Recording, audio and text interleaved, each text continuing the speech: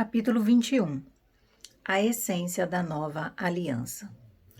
Antes de compartilhar com você meus pensamentos finais neste livro sobre a essência da nova aliança, preciso explicar acerca da importância de compreendermos as consequências das nossas escolhas. Por não compreenderem bem esse assunto, quando as pessoas sofrem as consequências das suas escolhas, geralmente acham que Deus está bravo com elas e está disciplinando-as. Os cristãos quase sempre culpam Deus ou o diabo quando sofrem as consequências das suas próprias escolhas, mas precisamos aprender a deixar Deus fora disso. Ele não tem nada a ver com elas. A nova aliança retira toda a punição de Deus da nossa vida. Como já vimos, mas nem a disciplina de Deus, nem as consequências serão removidas. Se você pular de um prédio e se machucar, isso não é uma punição de Deus, mas a consequência da sua escolha. Se você tiver relações sexuais fora do casamento e contrair uma doença sexualmente transmissível, não é a punição por Deus. A AIDS não é uma punição de Deus para os homossexuais ou pessoas promíscuas. É consequência de uma escolha pessoal. Se você comer em excesso, não se exercitar, guardar ressentimento e amargura, abusar do seu corpo e então sofrer consequências como problemas de saúde, obesidade, problemas cardíacos, isso não tem nada a ver com Deus. Se eu cometesse adultério, Deus não me puniria por isso, pois ele já puniu Cristo por esse pecado. Entretanto, eu certamente teria que arcar com as consequências das minhas próprias ações, que, dentre outras coisas, poderiam ser a destruição do meu casamento, vida familiar e ministério. Paulo mostrou isso muito bem em 1 Coríntios, em que ele nos diz que não é questão de ser permitido ou não, mas de edificar. Sim, tudo é permitido, porém, nem tudo é proveitoso. Sim, todas as coisas são lícitas, contudo, nem todas são edificantes. 1 Coríntios, capítulo 10, versículo 23. Se você gastar demais, viver acima das suas possibilidades e se endividar, isso não tem nada a ver com punição de Deus através da pobreza. Você simplesmente está sofrendo as consequências das suas escolhas. E se em vez de estudar a Bíblia e desfrutar da presença de Deus, você escolher passar seu tempo na frente da televisão, navegando na internet ou acessando mídias sociais, as consequências naturais serão a falta de conhecimento da Bíblia, de intimidade com Deus e um ministério fraco. O universo moral. Deus criou o universo e com ele é um Deus de amor perfeito.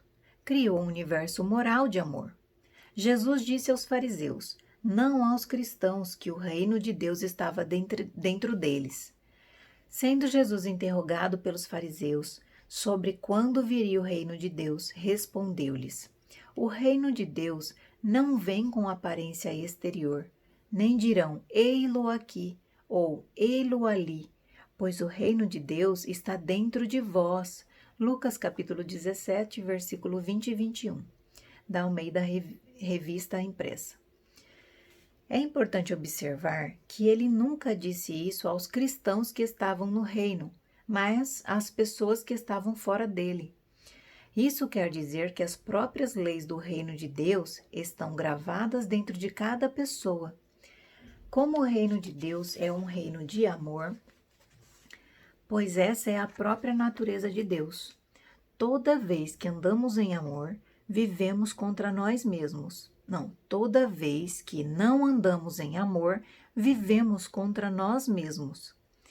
Sempre haverá consequências por não andar em harmonia com esse universo perfeito de amor.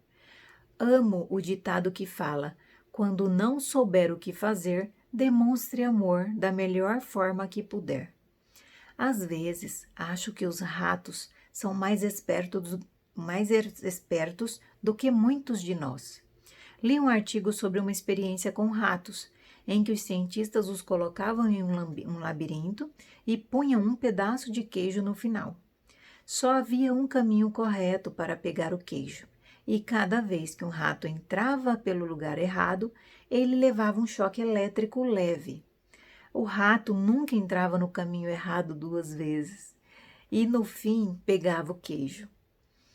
Mas algumas pessoas, quando continuam sofrendo as consequências das suas escolhas erradas, em vez de aprender a lição, acabam repetindo o erro e culpando a Deus.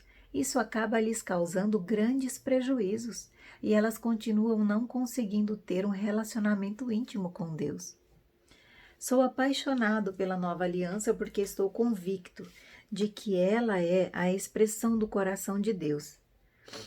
Mas tenho visto abusos terríveis em relação à mensagem do Evangelho da Graça e da Nova Aliança. As lutas internas que travei antes de me sentar e escrever este livro foram muito intensas e difíceis, por causa dos abusos que tenho visto. Mas o fato de alguns abusos da mensagem da Nova Aliança fazem dela uma licença para pecar, não significa que eu deva me esquivar dela, e sim ensiná-la corretamente. A advertência profética. Em 2 Timóteo, o apóstolo Paulo nos deu uma forte advertência em relação aos dias que estamos vivendo agora. Vemos o cumprimento desse versículo por todos os lados, enquanto o palco para o aparecimento do anticristo está sendo preparado. Sabe, entretanto disto, nos últimos dias sobrevirão tempos terríveis. Os homens amarão a si mesmos. Serão ainda mais gananciosos, arrogantes, presunçosos, blasfemos, desrespeitosos aos pais, ingratos, ímpios, sem amor, incapazes de perdoar, caluniadores, sem domínio próprio, cruéis, inimigos do bem, traidores, inconsequentes, orgulhosos, mais amigos dos prazeres do que amigos de Deus, com aparência de piedade, todavia negando o seu real poder. Afasta-te, portanto, desses também. 2 Timóteo, capítulo 3, versículo do 1 ao 5. Em meio à lista de coisas terríveis que Paulo disse que aconteceria nos últimos dias, 3 delas me chamam a atenção, as quais estarão crescendo desenfreadamente na igreja atualmente. Todas elas resultam de abuso da mensagem da nova aliança. As 3 se encontram nos versos 2 e 4, que dizem: os homens amarão a si mesmos, serão ainda mais gananciosos, mais amigos dos prazeres do que amigos de Deus. Mais de 35 anos atrás, eu estava numa reunião onde um amigo, Kenneth Hagin, um grande homem de Deus e restaurador na mensagem da fé para a igreja, estava dizendo que, num encontro com o Sr. Hagin, este lhe disse, em meio às lágrimas, que preferia morrer a ter que testemunhar as pessoas abusando de seus ensinamentos sobre fé para alimentar a cobiça e o egoísmo. Pessoas egoístas sempre abusarão da verdade da palavra de Deus para o seu próprio proveito. Todavia, a nova aliança ainda é o centro do coração de Deus, e a religião que é do diabo é uma distorção do maravilhoso caráter de Deus.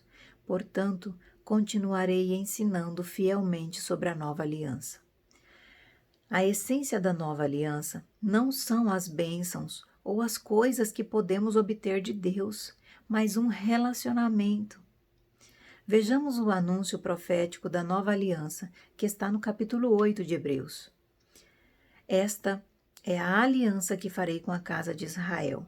Passados aqueles dias, garante o Senhor, gravarei as minhas leis na sua mente e as escreverei em seu coração. Eu lhes serei Deus, e eles serão meu povo. Hebreus capítulo 8, versículo 10. Aqui podemos ver claramente que a mensagem central da nova aliança não são bênçãos, provisão, proteção, saúde e outras coisas maravilhosas que ela envolve, mas é nosso relacionamento com Deus. Quando fala sobre a nova aliança, Deus diz, eu lhes serei Deus. e eles serão meu povo. Isso tem tudo a ver com relacionamento. Imagine que você seja um multimilionário, todo entusiasmado com o dia do seu casamento. Sua bela noiva anda pela nave da igreja. Para o seu lado, o ministro começa a cerimônia e ela sussurra para você. Diga a ele para fazer essa cerimônia logo, porque quero ir para casa e finalmente ter acesso à sua conta bancária. Você sentiria uma dor muito profunda, certo?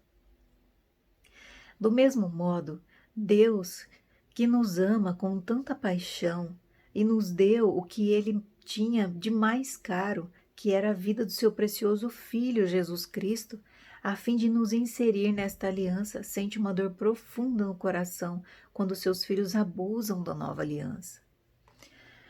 O principal propósito de Deus na nova aliança é conquistar o nosso coração.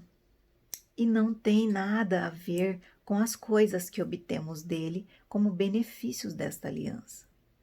Muitos versículos da Bíblia têm sido distorcidos e manipulados com muita esperteza para mudar o foco da nova aliança do relacionamento para os benefícios e bens materiais. O propósito original de Deus. Na carta aos Colossenses, Paulo nos diz qual foi o propósito original de Deus ao criar o homem. Ele é a imagem do Deus invisível, o primogênito sobre toda a criação, porquanto nele foram criadas todas as coisas nos céus e na terra, e as visíveis e as invisíveis, sejam tronos ou dominações, sejam governos ou poderes. Tudo foi criado por ele e para ele. Colossenses, capítulo 1, versículo 15 e 16. O Senhor nunca nos criou para o nosso próprio prazer, mas especificamente para Ele mesmo. Nós existimos para o prazer dele, e não ele para o nosso. Jamais fomos criados para as coisas, mas para uma pessoa, que é Deus. Através da nova aliança, Deus restaura o homem de volta ao seu propósito original da criação, que é viver num relacionamento íntimo com Deus. Por causa da natureza de Deus, que é perfeito, altruísta e bom, Ele não nos força a nos relacionarmos com Ele, nem nos manipula, mas espera que escolhamos fazer isso voluntariamente. O supremo engano. Desde o início, o diabo tem enganado, começando por Eva, levando-a a pecar. Paulo fala sobre isso na segunda carta aos Coríntios. Enquanto receio que, assim como a serpente enganou Eva com sua astúcia, também a vossa mente seja de alguma forma seduzida e se afaste da sincera e pura devoção a Cristo. 2 Coríntios capítulo 11, versículo 13. No versículo acima podemos ver claramente que Eva pecou porque foi enganada. Quando lemos Gênesis, vemos como esse engano agiu. Quando a mulher observou que a árvore realmente parecia agradável ao paladar, muito atraente aos olhos e, além de tudo, desejável para que dela se obter sagacidade, tomou do seu fruto, comeu-o e o deu a seu marido, que estava em sua companhia, e ele igualmente comeu. Gênesis capítulo 3, versículo 6. O diabo levou Eva a pensar e crer que havia prazer fora de Deus. Deus já havia lhe dado tudo de que ela precisava para ter uma vida incrível, mas enquanto ouvia a voz do maligno, ela começou a acreditar que algo que lhe daria prazer estava sendo negado a ela. É engano acreditar que podemos encontrar satisfação fora do nosso relacionamento com Deus. Creio que existe um engano supremo, que é acreditar que a graça e a nova aliança são meios para obter coisas que nos darão satisfação além da que podemos encontrar no nosso relacionamento com Deus. Você se lembra das 3 características das quais Paulo falou? Amar a si mesmo, o dinheiro e o prazer. Com o coração partido, sentindo a dor do próprio Deus, eu lhe imploro, não abuse da maravilhosa nova aliança para satisfazer seu ego, por dinheiro ou por prazer. Compreenda que o desejo da nova aliança é que você se renda ao Deus que o ama, entrando e permanecendo num relacionamento de amor e intimidade com Ele.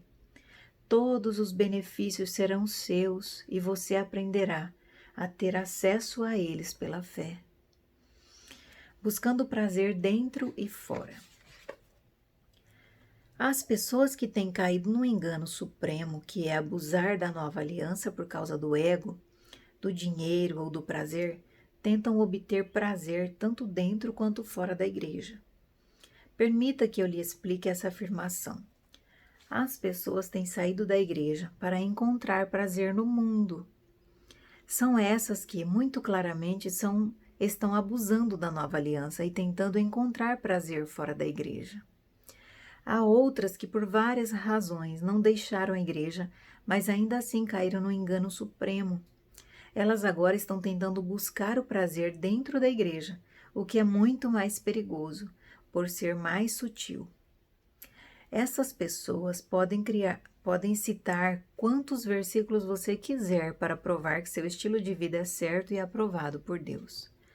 Deus é um Deus amoroso e se relaciona conosco de coração para coração, como vemos em Hebreus. Esta é a aliança que farei com a casa de Israel, passados aqueles dias, garante o Senhor. Gravarei as minhas leis na sua mente e as escreverei em seu coração. Eu lhes serei Deus e eles serão meu povo. Ninguém jamais precisará ensinar o seu próximo, nem o seu irmão dizendo, conhece o Senhor, porque todos me conhecerão, desde o menor deles até o maior. Hebreus capítulo 8, versículo 10 e 11. Podemos fazer um teste bem simples, para ver se temos caído nesse engano ou não. Observe honestamente sua vida e analise o que você tem pedido a Deus e do que tem se apropriado. Talvez seja saúde, provisão e restauração de um relacionamento, um ministério ou qualquer outra coisa. Então, honestamente, sonde o seu coração e descubra qual é a sua motivação para desejar essas coisas específicas. Se a resposta for qualquer coisa diferente de para a glória de Deus, ela está errada. Paulo nos disse que tudo o que fizermos devemos fazer para a glória do Senhor. Veja 1 Coríntios capítulo 10, versículo 31. Já vi pessoas que começaram a servir ao Senhor com paixão e fervor, porque a nova aliança conquistou o coração delas. Anos mais tarde, sutilmente, sem que elas notassem, o ministério se tornou mais importante do que a intimidade delas com Deus. Não podemos permitir esse engano em nossa vida. Assim como Deus deseja ter intimidade conosco, também devemos desejar ter intimidade com Ele. Entendi que esse é um belo ciclo. O desejo é uma escolha. As escolhas seguem o desejo e, por sua vez, nos fazem desejar ainda mais. É fácil identificar isso no natural. Por exemplo, escolhemos desejar mais comida do que precisamos. Uma vez que abrimos nosso coração escolhendo esse desejo, as escolhas por mais comida passam a controlar nosso apetite. Quanto mais comemos, mais queremos. E antes que percebamos, já estamos obesos. Você pode aplicar isso ao dinheiro e aos seus bens materiais, ao comportamento sexual, na verdade a quase tudo. Vamos aplicar a nova aliança, que expressa o desejo de Deus de ter intimidade conosco. Deus escolheu nos desejar. A escolha de sacrificar seu precioso filho veio em seguida, e agora seu desejo por nós é insaciável. Agora é nossa vez de responder a ele. Você deve escolher desejá-lo. Depois disso, as escolhas naturais, como passar tempo com Deus e se render totalmente a ele, se seguirão. Isso, por sua vez, aumentará o seu desejo por ele, e você estará num maravilhoso ciclo de relacionamento, de amor da nova aliança. Quando o Novo Testamento fala sobre desejo, não está falando de sentimento, mas, mais precisamente, de uma escolha. Infelizmente, na mente de muitos cristãos, o desejo está associado aos sentimentos e não a uma escolha. Há 2 versículos que mostram muito claramente que o desejo é uma escolha em vez de um sentimento.